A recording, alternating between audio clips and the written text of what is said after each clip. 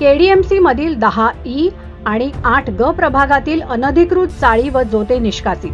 KDMC आयुक्त इंदुराणी जाखड यांच्या निर्देशानुसार उपआयुक्त परिमंडळ 2 मिसाळ यांच्या मार्गदर्शनाखाली दिनांक 7 जून 2024 रोजी झालेल्या नाले सफाई दौऱ्यादरम्यान आढळून आलेले चाळीचे अनधिकृत बांधकाम 10E प्रभाग आणि 8G प्रभाग मिळून आज दिनांक 8 जून रोजी संयुक्त कारवाई करण्यात आली।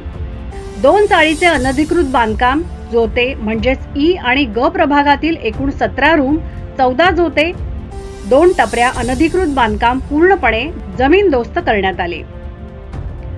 ही कारवाई 9I प्रभागाचे सहाय्यक आयुक्त हेमा मुंबरकर आणि संजय कुमार कुमावत प्रत्यक्षात उपस्थित राहून महापालिका पोलीस अधिकारी, कर्मचारी, महापालिका I, G आणि E प्रभागाचे फेरीवाला अनधिकृत पथक, ठेकेदार यांच्याकडील 2 JCB, 10 कामगार, घन, हातोडा, फावडा यांच्या सहाय्याने निष्कासनाची कारवाई करण्यात आली।